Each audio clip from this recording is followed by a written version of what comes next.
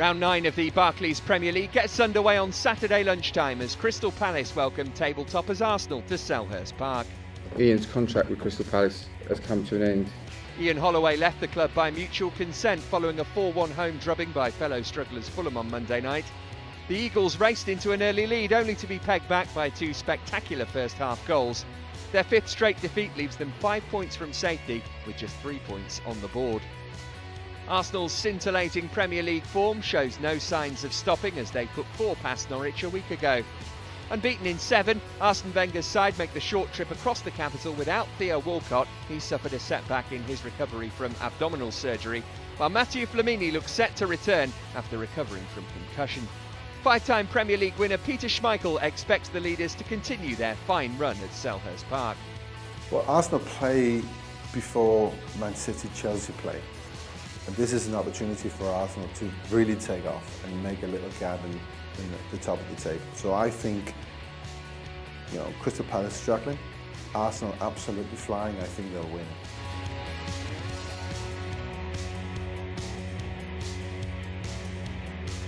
Stoke are the visitors to Old Trafford on Saturday as United look to bounce back from last weekend's disappointment against Southampton. The Saints' 89th minute equaliser stunned the champions and increased the pressure on new boss David Moyes, whose side can ill afford to slip up again after falling 8 points behind league leaders Arsenal. Robin van Persie's strike against the Saints was only his second from open play this season, and United will be hoping there's more to come from the Dutchman, who's had a relatively quiet start to the season. Without a league win since August, Stoke arrive in Manchester with problems of their own. Mark Hughes has seen his side net just 4 times in the campaign, but the former United forward may see this as a good time to play his old side. The fixture, though, may come too soon for defender Jeff Cameron, who's Hughes' only injury concern. Very disappointed on what happened against Southampton.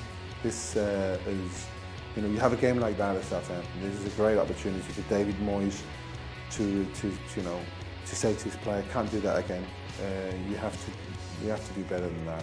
So I predict Man United will win that game.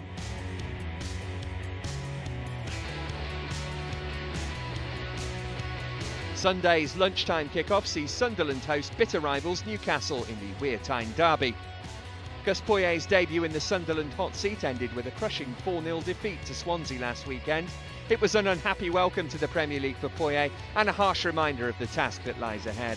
The Black Cats remain 7 points from safety and without a win so far. Newcastle held Liverpool to a 2-2 draw last Saturday despite being reduced to 10 men. The Magpies twice took the lead with impressive strikes from Johan Cabaye and homegrown defender Paul Dummett. The return to action of Stephen Taylor and Masadio Haidara could be timely following Mapu Yanga and Biwa's dismissal. He'll miss the derby along with Fabrizio Collicini, who's still sidelined with a groin injury.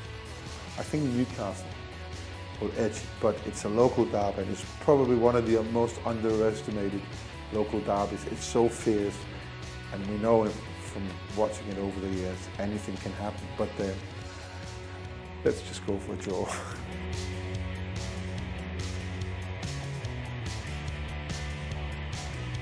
An early tussle of title contenders sees Chelsea welcome Manchester City to Stamford Bridge. The hosts ran out comfortable 4-1 winners over Cardiff last time out. However, the game was shrouded in controversy following Eden Hazard's bizarre equaliser. While boss Jose Mourinho had to watch a superb strike from Oscar and Hazard's second from the stands after referee Anthony Taylor sent him off following a heated remonstration with the fourth official. Mourinho, though, will be able to take his place in the dugout on Sunday. Manchester City finally picked up their first away win with a 3-1 victory at West Ham. Sergio Aguero bagged a brace, including his first headed goal in the Premier League.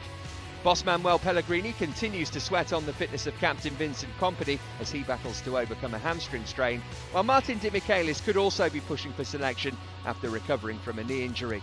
The expectation this season is that it's going to be between those two clubs for the Barclays Premier League title.